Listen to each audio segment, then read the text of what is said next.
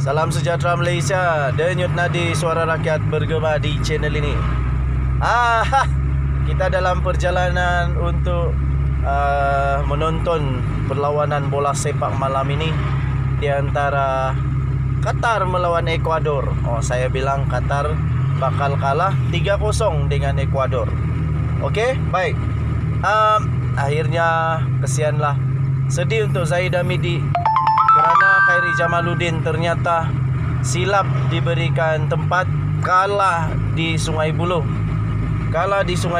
Dan akhirnya setelah Khairi Jamaluddin kalah di Sungai Buloh, dia pun memberilah sepatah 2, 3, 4 beribu-ribu kata, berkata-katalah Khairi Jamaluddin dengan penuh rasa hibah, sedih dan pilu.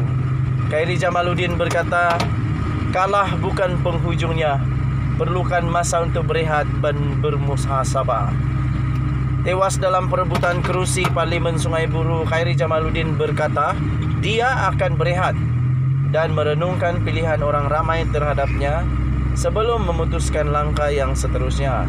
Menteri Kesihatan sementara itu meluahkan keletihan kerana tidak berehat sejak 2 tahun yang lalu mengemudi negara keluar daripada wabak COVID-19. Dalam mesej ikhlas yang dinyatakan di akaun Instagramnya itu, Khairi menyifatkan tinjauan 5 tahunan Malaysia sebagai mengerikan untuk disahkan secara terbuka, dan yang memberitahu ahli politik jika mereka cukup bagus dan cukup disukai. Pilihan raya adalah asas dalam mana-mana demokrasi yang berfungsi. Anda perlu menerimanya apabila orang menganggap anda adalah tidak cukup baik untuk mewakili mereka. Katanya lagi, kehilangan adalah satu kerugian. Tidak kira seberapa dekat anda datang atau berapa ramai orang menyatakan kekecewaan atas kehilangan anda.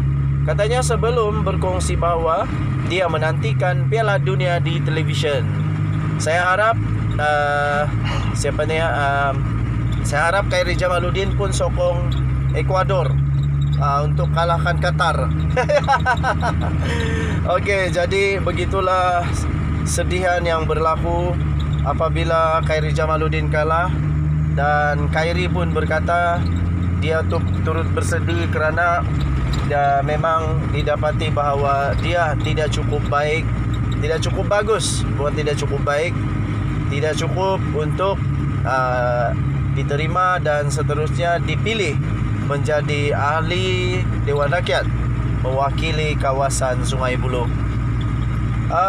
Saya terus terang, saya antara peminat Khairi Jamaluddin juga.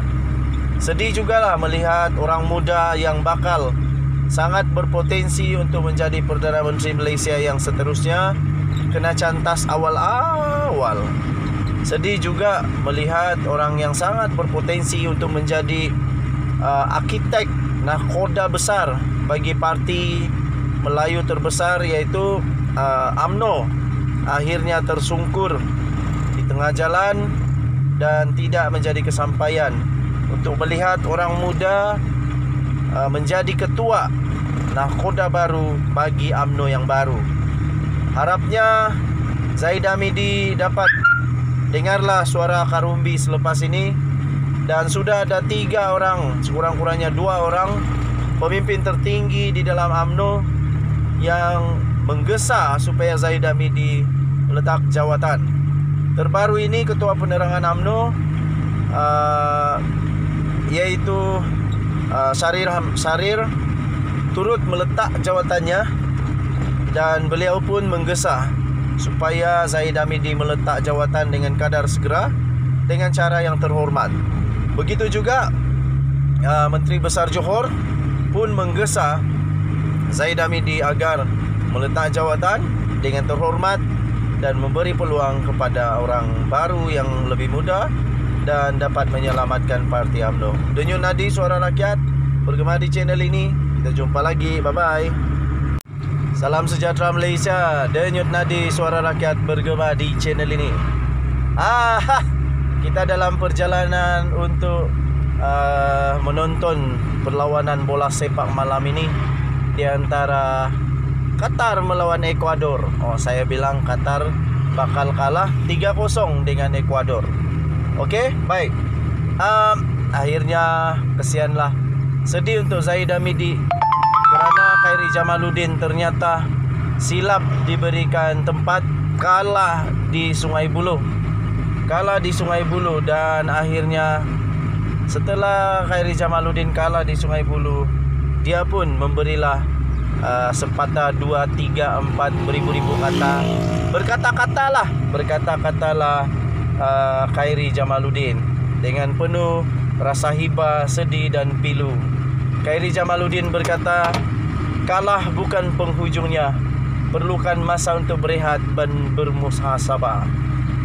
Tewas dalam perebutan kerusi Parlimen Sungai Buloh, Khairi Jamaluddin berkata dia akan berehat dan merenungkan pilihan orang ramai terhadapnya sebelum memutuskan langkah yang seterusnya.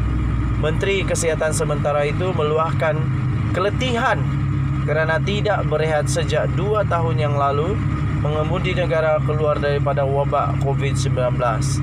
Dalam mesej ikhlas yang dinyatakan di akaun Instagramnya itu, Khairi menyifatkan tinjauan 5 tahunan Malaysia sebagai mengerikan untuk disahkan secara terbuka, dan yang memberitahu ahli politik jika mereka cukup bagus dan cukup disukai.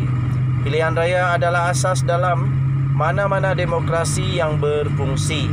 Anda perlu menerimanya apabila orang menganggap Anda adalah tidak cukup baik untuk mewakili mereka. Katanya lagi, kehilangan adalah satu kerugian. Tidak kira seberapa dekat Anda datang atau berapa ramai orang menyatakan kekecewaan atas kehilangan Anda. Katanya sebelum berkongsi bahawa dia menantikan Piala Dunia di televisyen. Saya harap saya harap Khairi Jamaluddin pun sokong Ekuador untuk kalahkan Qatar. Okey, jadi begitulah sedihan yang berlaku apabila Khairi Jamaluddin kalah, dan Khairi pun berkata dia turut bersedih kerana dia memang didapati bahawa dia tidak cukup baik, tidak cukup bagus, bukan tidak cukup baik, tidak cukup untuk diterima dan seterusnya dipilih menjadi ahli Dewan Rakyat mewakili kawasan Sungai Buloh. Saya terus terang, saya antara peminat-peminat Khairi Jamaluddin juga. Sedih jugalah melihat orang muda yang bakal sangat berpotensi untuk menjadi Perdana Menteri Malaysia yang seterusnya kena cantas awal-awal.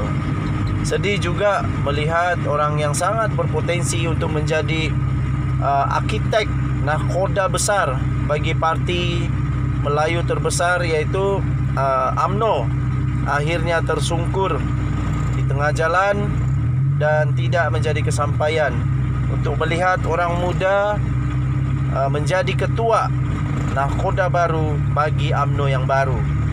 Harapnya Zaid Hamidi dapat dengarlah suara Karumbi selepas ini, dan sudah ada 3 orang, sekurang-kurangnya 2 orang pemimpin tertinggi di dalam UMNO yang menggesa supaya Zaid Hamidi meletak jawatan.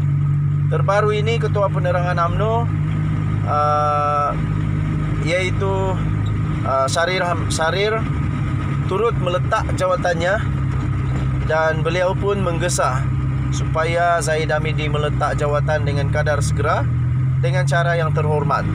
Begitu juga Menteri Besar Johor pun menggesa Zaid Hamidi agar meletak jawatan dengan terhormat dan memberi peluang kepada orang baru yang lebih muda dan dapat menyelamatkan parti UMNO. Denyut nadi suara rakyat bergema di channel ini. Kita jumpa lagi. Bye-bye.